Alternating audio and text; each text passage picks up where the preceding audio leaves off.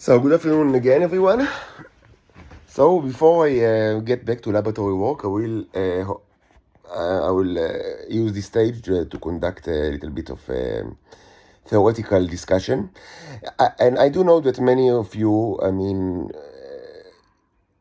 don't really need all those theoretical videos and probably find it useless, and they will much prefer that I will just upload as much as possible empirical evidence, videos or photographs. I understand that, but you must understand that these videos they have several purposes. I first of all, it's like scientist notes. I know I'm not a real scientist, just like a child with no experience that is messing with stuff. But I mean, the founders of each science were like basically people like me. They had both the knowledge in many areas, but they had almost zero knowledge in the science that they were actually founding. And I mean, so I'm like that. I mean, I prepare. It's not for nothing that I frequently compare myself to Anthony van Leeuwenhoek in a way that, I mean, we both knew nothing about what we actually doing. But I mean, that's the way it is with when you start something new.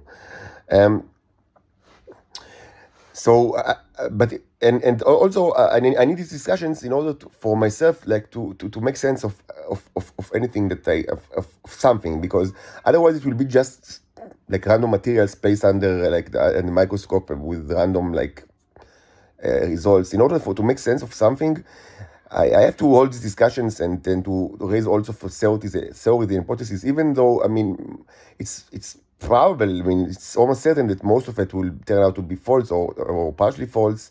And it's also, I mean, almost certain that I interpret some of the results that I see in a wrong way and try to fit them into theories that are incomplete or plainly wrong. But this is also part of science, and I need it in order to make sense of something. And I know that my audience, on the other hand, I mean, of course, I mean, many of them have a lot of more background in biology and other sciences, so they already, I mean, have their own agenda of what's interesting and what's not interesting, and they can also interpret the results in a much in a much more clever way, because they have a lot of background and knowledge. So I mean, I need these theories and discussions and hypotheses, and I know that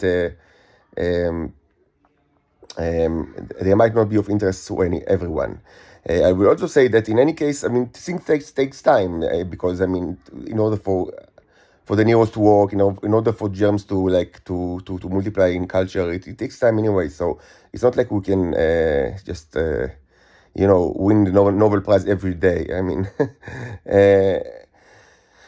So let's get back to theory and discussion and agenda. First of all, agenda. So yesterday, or the day before, I again spoke about the subject of using the neurons to manipulate material for in order to gain material benefit or resources. In other words, maybe to use their ability to control form in order to replicate things like jewelry, or even more interesting, to use them as little alchemists and to create gold. I've even raised the possibility of becoming creating a Goldfinger scheme to or something like, I mean, there are multiple schemes in fiction regarding gold, to produce large amounts of gold that will drop the value of gold significantly, and there are also for of stuff which can be done. And I also find an interesting symbol of gold, which not only, I mean, the trivial thing regarding the symbol of gold will be to, of course, and someone proposed it to me, to just, I mean, use the value is 79, if I remember correctly, the atomic number. So though nucleus with 79 protons. But what's even more, I think, impressive or accurate is to use the circles, like not only paint the nucleus, but also the different circles where the electron supposedly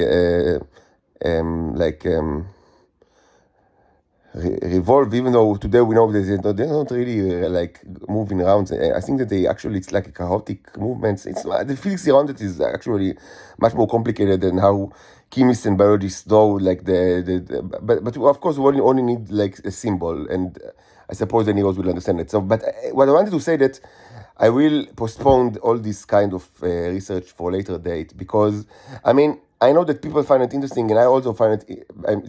It's very interesting, and I'm curious to see how they handle it. But this will not serve me. It will not serve my purpose. My purpose is to get out of the Nazi prison. Me and my daughters, we are slaves in a horrible Nazi prison where we suffer torture every day, and I don't really own anything. We can never own anything in Israel. I mean, it's like it all my life, and I only became aware of it lately. But it was like it all my life. They supply me with the minimal resources that are available, that are needed in order for my existence to keep being the farm animal, and that will be my future forever in Israel. I mean, every time someone tell me, okay, maybe go get a job here, or maybe sell this here, and I know that if it's in Israel, it's a lie, because it's 100%. It's kind of a scheme that of the Shabak or Mossad or whatever, because they will never let me own anything in Israel. In Israel, I cannot own anything. I mean, and by the way, it's the same with the relationships. I mean, I will never be able to be a part in any kind of relationship where either I'm the whore, the woman is the whore, or both of us are whores. It's impossible in Israel, because in Israel, for the slave species, sex is a commodity that is taxable. I mean, each sexual, not only relationship, but a sexual act in the broadest kind of that you can think about, including romantic acts, even like a romantic dinner in a restaurant, is something that is in the eyes of the state is a commodity that is transferred between two subjects of the country, and the country deserves a tax from it, a tax which is like estimated to be between 50 and 99% of the value which is worth according to the government. That's the way it is. It's not kind of a metaphor or exaggeration. It's just the way it is. In Israel, for the slave species, and I belong to the slave species, any kind of romantic or sexual act is something which is taxable by the government, and is taxed in between 50 and 99%. That's the way it was always been. It will always be, because that's the way it is. It doesn't matter if you speak about a one-night stand, a blowjob, a marriage, a long-term relationship, or just even a romantic dinner in a restaurant, or maybe even I don't know, walking on the beach at the evening. Each of these activities or relationships in general is something that the government, for the slave species, the government regard as a taxable transfer of commodity. Just like that any time you sell a computer, I mean the government, I mean a tax, I mean like you have ma'am, like 18 or 70.5% tax of on the sale itself, and also I mean the government tax, like income tax from the seller. And of course, there are multiple other taxes, I mean, on imports, and special taxes on varieties like tobacco and alcohol and things like that. So the same way, any romantic or sexual act for the slave species is a taxable commodity. And it cannot be any other way, and it was always a bit like that. That's the way it is. So no, I'm not a commodity.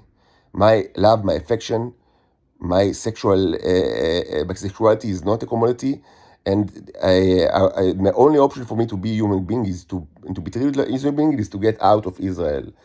And Doing this like a real life Goldfinger will not help me get out of Israel, because anything that belongs to me belongs to the government, including my flesh and blood. And of course, including my children. For first of all, my children, my daughters belong to the government. They are controlled by the government. They are operated by the government. Their mother is a slave of the government. That's the way it is. We are all slaves of the government in Israel. And it's and no kind of alteration of material will help me on this regard, because so what? So I'll have the biggest. So maybe I'll be able to prepare at my home the biggest diamond in the world, the next Hope diamond. So what? The crown jewel. I mean, the jewel that will be larger than the jewel in the crown of the King of England. So what? So what? I will not be able to sell it to anyone. It will be de facto. It will belong to it will be the property of the government, like everything else that I own, and like myself. I am a property of the Israeli government. I am a slave, and this will not be changed. It will never be changed. Besides, I mean, only one thing can change it, and that is international intervention. And when I say intervention, I do not speak about movement of tongues and mouths. This will not change anything. I'm talking about moving of legs and arms. And only international intervention can change it, because in Israel there is no opposition. We don't have like an abolitionist movement in Israel. There is no such a thing. There is no abolition. There are no abolitionists in Israel, and at all. In Israel, there is only the Confederacy. There is no union in Israel. Israel is 100% Dixieland. That's the way it is. It's only Dixieland and slaves. So any change must be forced from outside. Now, lamentably, as I said, people outside of Israel don't care at all. I mean, the only thing that they offer me is a movement of tongues and mouths. So we need to convince them. And creating gold from trash will not convince them, because so what? They will care about it only if this gold, puts them in kind of danger, like of any kind, including financial danger. But it will not, because it belongs to the Israeli government, which they fully cooperate with. So we have to face the reality and understand that the only action that I can do that will create international interest and will steer perhaps the international community to start moving arms and legs and stop moving tongues and mouths is to continue my experiment into the nature of life itself.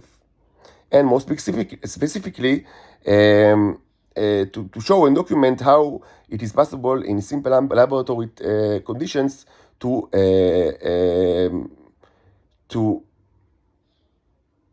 evolve, I will say, or to create or evolve three kinds of creatures. In another video that I will record, in a bit, just a bit, I will discuss it in more detail. But the idea is to create and evolve three kinds of creatures, which are, one, synthetic creatures that are, that they look and behave like living creatures, but they are completely synthetic. The second are biological creatures that were fully biological, but they were mutated as a result of exposure to the creatures that I called to the entities that I called neros, that exist in large quantity in my body, as you've already seen. And the third type is hybrids, which are still biological creatures, but ones that actually contains the neros in their body and behave and that makes them behave or in new ways. Different than the biological creatures that they were before the neros were existed in their body, or perhaps not behave different, but be more resistant or things like that. Now, you can ask, okay. You speak about three kinds of creatures, which, we know nothing about, or possibly, some of us don't know nothing about. How can you even say that, you speak about synthetic germs or biologically mutated germs as exposure to something, and like hybrids. But how do we even know that any of the three creatures actually exists? I mean, before you are going to create it, you need to actually, I mean, convince us that they even exist. So I will tell you this. I mean, you know about humans like that exist. You know about the 100% synthetic humans because the one like this, like I mean, an example of such as an entity speaks to you right now. It's in front of your face, literally right now, and you already so know about biological humans that were